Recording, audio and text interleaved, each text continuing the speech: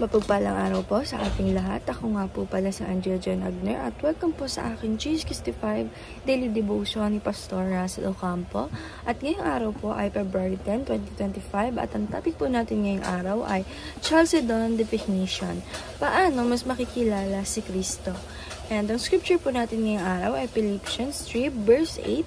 Sabi po dito, what is more, I consider everything a loss because of the surprising worth of knowing Christ Jesus my Lord. For whose sake I have lost all things, I consider them garbage, that I may gain Christ. And sa Tagalog po, higit pa roon ang lahat ng mga bagay ay inaari kong kalugihan. Dahil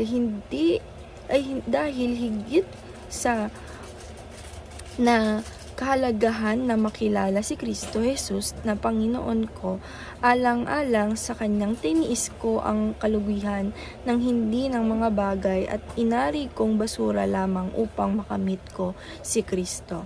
And sabi po dito na yung Chalcedon definition is ito po yung statement produced by the Concils of Chalcedon in AD 41 BC that has been regarded by most branches of Christianity as the obtuse definition of biblical teaching on the person of Christ.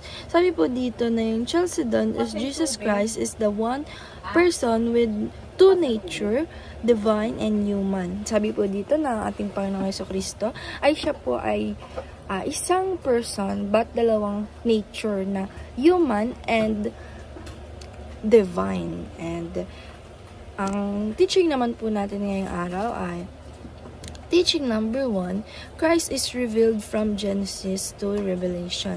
Sabi po dito na makikita natin sa Bible from Genesis to Revelation na dun po natin makikilala ang ating Panginoong Diyos. And dun po siya na-revealed o napakita sa atin. And teaching number 2, knowing Christ should be our deepest desire. Sabi po dito na ang ating Panginoong Jesucristo ay dapat siya po ang pinaka deepest desire natin na parang makilala natin. Kasi nga po, kung tayo pong mga Christian is may relationship talaga sa ating Panginoon Diyos, is yung deep desire natin is yung buong makilala siya at makasama siya sa ating buhay.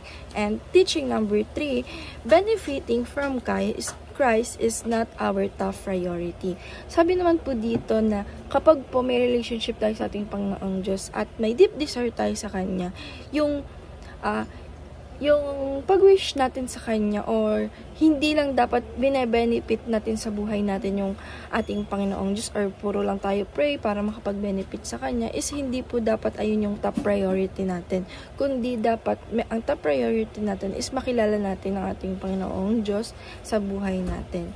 And application number 1, study the Bible to know Christ biblically. Sabi naman po dito na apply po natin sa sarili natin, na pag-aralan po natin ang Bible para po mas malaman natin yung katotohanan about God biblically. And application number 2, follow Christ to know Him experientially. Sabi naman po dito na apply po natin sa sarili natin na sundan po natin, panampalatayaan po natin ng ating Panginoong Diyos sa ating buhay para po ma-experience po natin siya sa ating buhay.